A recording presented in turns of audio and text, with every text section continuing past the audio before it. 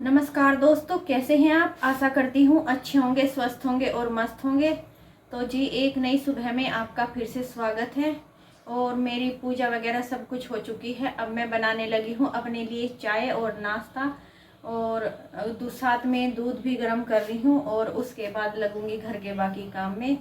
तो ठीक है, हमारे साथ बने रहिएगा। तो जी चाय बनाने के साथ मैं लग गई हूँ नाश्ता बनाने में, और जल्दी जल्दी से मैं नाश्ता बना लेती हूँ क्योंकि उसके बाद फिर बाकी काम भी करना है। और ये मैंने छान ली है चाय पीने के लिए, और नाश्ता भी तैयार कर लिया है। उसके बाद लग गई हूँ मैं अपने घर की साफ़ सफाई में, और ये सोफ़े वगैरह के कवर भी मैंने अच्छे से लगा दिए हैं क्योंकि बच्चे इनको रोज़ ही इधर उधर फैला देते हैं और गंदा कर देते हैं। इसलिए इनको रोज़ ही लगभग झाड़ के अच्छे से दोबारा से इनके कवर लगाने पड़ते हैं। और स्कूल से आने के बाद तो बच्चे इनको ऐसा ही कर देते हैं, लेकिन फिर भी जब तक साफ़ सफाई ना हो तो घर में बिल्कुल भी अच्छा नहीं लगता। और ये मैं सीढ़ियों को भी साफ़ कर रही हूँ क्योंकि यहाँ पर भी पेड़ के जो पत्ते वगैरह हैं वो डल जाते हैं और बहुत ज़्यादा गंदगी हो जाती है। इसलिए सीढ़ियाँ भी रोज़ ही साफ़ करनी होती है लगभग। और ये मैंने फटाफट से झाड़ू वगैरह लगा दी है। इसके बाद मुझे पोछा वगैरह भी लगाना है, इसलिए सबसे पहले मैं यह काम निपटा देती हूँ। और अब मेरा पोछा भी लग चुका है। उसके बाद मैं अपने किचन को साफ़ करने लगी हूँ। और आज सोचा मैंने ये सारे डब्बे वगैरह साफ़ कर देती हूँ क्योंकि इनमें क्या क्या सामान रखा रहता है, कई बार तो याद ही नहीं रहता। इसलिए आज मैंने सारे डब्बों को अच्छे से चेक किया, और मेरे साथ साथ ये भी आज मेरी हेल्प कर रहे थे इनको साफ़ करवाने में और चीज़ें छांटने में।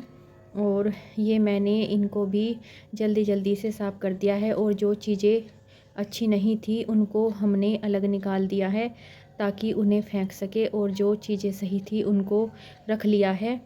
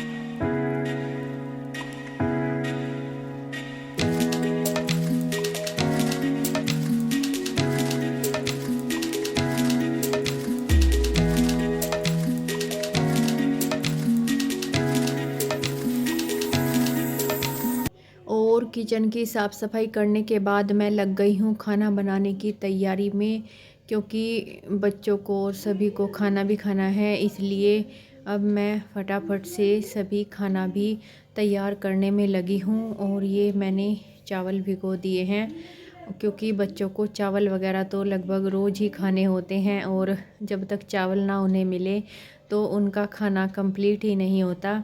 इसलिए हमारे यहाँ लगभग रोज़ ही चावल बनते हैं।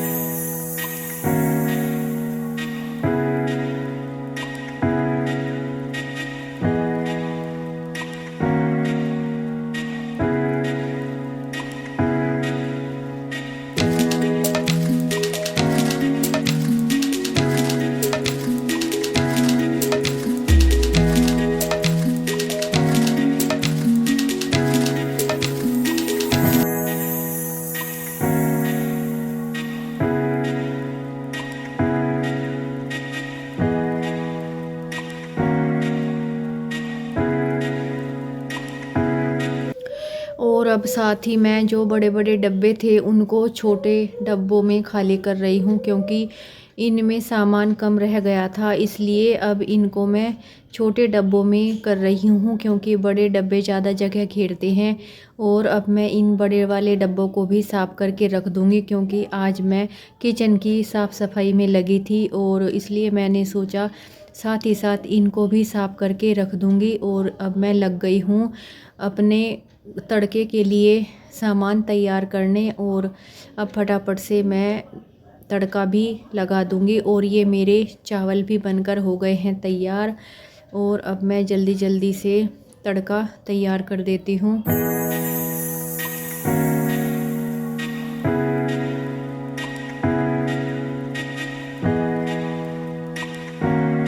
और ये मेरा खाना बनकर हो गया है तैयार, और अब मैं खाना लगाने लगी हूँ, क्योंकि सभी को खाना है और मेरे बच्चे भी मेरी हेल्प कर रहे हैं खाना लगवाने में।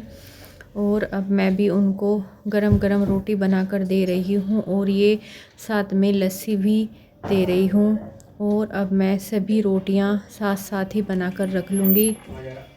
और अब बच्चे भी खाना खाने लग गए हैं और साथ ही हंसी मजाक भी कर रहे हैं। अच्छा, और यतिका पेपर कैसा था? अच्छा। किस सब्जेक्ट का था? Mental health. अच्छा, तो कैसा हुआ? अच्छा हुआ। कल किस चीज का है? कल डिक्टेशन और पोयम, कॉन्वर्सेशन। अच्छा, अक्सर तेरा कैसा हुआ? अच्छा। और कल ठीक है, तैयारी है? बुरी है। अच्छा, डटा हुआ है पूरा। अच्छा, कब मारते हो प्रश्न? बुक है। तो उठाई नहीं है अब तक। झूठ है। रोज 5 घंटे पढ़ता हूँ मैं। कौन कह रहा 5 घंटे पढ़ता है? आधा घंटा भी पढ़ लो बहुत बड़ी बात है। अरे नहीं, मैं 10 मिनट पढ़ता हूँ। अच्छा, आंटी 10 मिनट। हाँ बताओ क्या कह रहे बेटा? आंटी भैया 10 घंटे कह रहे हैं। अच्छा, 10 मिनट कह रहे हैं वो। 10 घंटे नहीं, 2 घंटे। 2 घंटे लगातार पढ़ता हूँ। हाँ, 2 घंटे मतलब भैया के 2 मिनट। शास्त्री के लिए 21 पढ़ता हूँ मैं। तो भैया मतलब 2 मिनट पढ़ते हैं। मतलब अगर भैया 2 मिनट में ज्यादा पढ़ लो ना भैया तो सही है। फिर भी देख ले भैया कितना झूठ बोलता है ना। हाँ, मैं झूठ नहीं बोलता। है ना ये। देखो मैं तेरे को झूठ बोलता है। 2 मिनट पढ़ता है, 2 मिनट। नहीं, और 10 घंटे पढ़ता है। नहीं, और इतने घंटे की क्यों नहीं पढ़ती? अगर 2 घंटे लगातार पढ़ता हूँ शास्त्र में देखता। दीदी पूरे 24 घंटे पढ़ती है। तो जी बच्चों को खाना खिलाने के बाद मैं भी खाना खाने लग गई हूँ, और अब ये मैं डालने लगी हूँ नींबू का अचार। घर में कुछ थोड़े से नींबू पड़े हुए थे जो मैंने लिए थे, तो मैंने सोचा ये ऐसे ही सूख जाएंगे, इसलिए इनका थोड़ा सा अचार ही बना लूँ। और ये मैंने काट के रख लिए हैं एक कांच के कंटेनर में, और इनका अचार डालूँगी, क्योंकि घर में खाने के साथ अचार वगैरह चाहिए होता है। और नींबू का अचार तो वैसे भी सभी को बहुत अच्छा लगता है, खट्टा मीठा सा, और हम थोड़ा खट्टा मीठा ही अचार डालते हैं। सबसे पहले इसमें नींबू को काटकर और इसमें थोड़ा सा नमक डाल के कुछ दिनों के लिए इसे ऐसे ही रख देंगे, ताकि ये नींबू अच्छे से गल जाएं। और जब ये अच्छे से गल जाएंगे उसके बाद ही हम फिर इसमें बाकी का सामान और मसाले डालेंगे। तो सभी का खाना वगैरह हो चुका था, और अब मैं लग गई हूँ अपने सभी बर्तनों को साफ़ करने। और ये मेरे सफाई वगैरह सब कुछ हो चुकी है। और फिर मैं ये जो बड़े बड़े डब्बे थे जो मैंने किचन का सामान निकाल कर खाली किए थे, अब मैं इनको भी साफ़ करने लगी हूँ, क्योंकि इन पे भी कुछ धूल वगैरह जम जाती है और जो अच्छी नहीं लगती। इसलिए मैं इनकी भी थोड़े समय के बाद सफाई करती रहती हूँ, और क्योंकि किचन में ये गंदी चीज़ें अच्छी नहीं लगती।